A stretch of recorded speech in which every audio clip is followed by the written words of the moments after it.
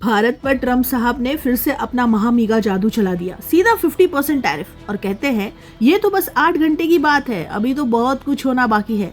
मतलब अभी तो ट्रेलर है, पिक्चर अभी बाकी है मेरे दोस्त। That are buying Russian oil. It's okay. Like China, for instance, It's buys okay. more. Yeah. Why are you singling India out for these additional It's sanctions? only been 8 hours, so let's see what happens over the next. Sanctions you're going to see a lot more. So this is a taste of You're what's going to come. see a lot more. You're going to see so much secondary sanctions. Yes, ma'am. इस white house press conference के दौरान Apple के CEO Tim cook भी वहां पे मौजूद थे। शायद मन ही मन सोच रहे थे कि अब इंडिया के कस्टमर्स को कैसे संभाले। मागा प्लस मीगा तब बन जाता है मेगा। अब जरा जल्दी से समझ लेते हैं टैरिफ होता क्या है। सीधे शब्दों में किसी देश के सामान पर इंपोर्ट टैक्स लगना। मान लीजिए आप $100 का माल भेज रहे हैं और 50% टैरिफ लग गया, तो अब वो $150 में बिकेगा, महंगा होने से कम बिकेगा और आपका बिजनेस घाटे में जाएगा। अब ट्रम्प साहब ने भारतीय एक्सपोर्ट पर 50% टैरिफ लगा दिया। इसका असर हमारे टेक्सटाइल, स्टील, ऑर्गेनिक प्रोडक्ट से लेकर मशीनरी सब महंगे हो जाएंगे। भारतीय कंपनियों की यूएस मार्केट में कंपटीशन घटेगी और करोड़ों डॉलर का नुकसान होगा।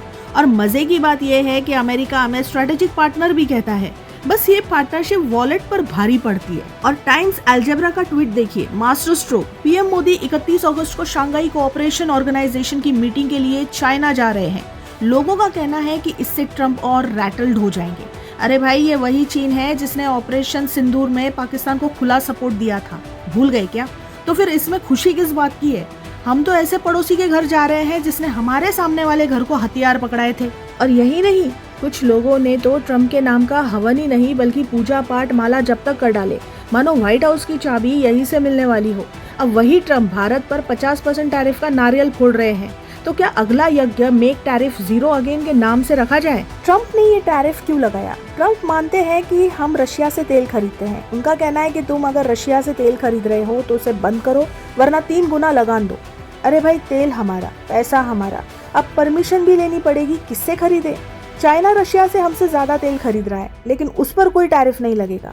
ये डील मेकिंग नहीं, ये साफ हिपोक्रेसी है। पहले मोदी सरकार चुप रही, सोचा लेजर आइज से कुछ चमत्कार होगा, लेकिन जब साफ हो गया कि अमेरिका पीछे नहीं हटेगा, तब इंडिया ने पलटवार किया। अमेरिका को याद दिलाया कि वो खुद रशिया से क्रूड, कोयला, फर्टिलाइजर खरीद रहा है। 2024 में $5 बिलियन और 2025 में अब तक $2.5 बिलियन का व्यापार कर चुका है। यूरोप तो आज भी रशिया का सबसे बड़ा ट्रेडिंग पार्टनर है, तो नैतिकता का लेक्चर हमें क्यों? अब असली दर्द ये है कि यूएस को हमारा सालाना $90 बिलियन एक्सपोर्ट है। फार्मा, इलेक्ट्रॉनिक, सेमीकंडक्टर्स को छोड़कर बाकी सब, टेक्सटाइल्स, लेदर, जेम्स, केमिकल्स पर 50% टैरिफ, यानी $40 से $45 बिलियन के माल पर सीधा वार। कम से कम $20 से $25 बिलियन का नुकसान है। इसका मतलब ये है कि 10 से 15 लाख नौकरियां खतरे में। सूरत, लुधियाना, आगरा जैसे टाउन पर सीधा असर और रुपया कमजोर, महंगाई तेज, जीडीपी में 0.5% की गिरावट, क्योंकि हमने पिछले 10 सालों में सप्लाई चेन डाइवर्सिफाई नहीं की, हाईटेक गुड्स में निवेश नहीं किया, रेयर अर्थ या चिप्स जैसी लेवरेज नहीं बनाई। हमारे पास रिटेलिएट करने का हथियार ही नहीं है और अमेरिका को पता है कि हमें ब्लैकमेल किया जा सकता है। अगर हमने पलटवार किया तो आईटी सेक्टर पर मार पड़ेगी, जो पहले ही एआई और ऑटोमेशन से जूझ रहा है। यह है 10 साल की विदेश नीति की कीमत। स्ट्रेटेजिक पार्टनर से हम कन्वीनियंट स्केपगोट बन चुके हैं। अब सवाल ये है कि हम सिर्फ रिट्वीट करेंगे या रिटेलिएट भी। वीडियो पसंद आया हो तो लाइक, शेयर और सब्सक्राइब जरूर करें।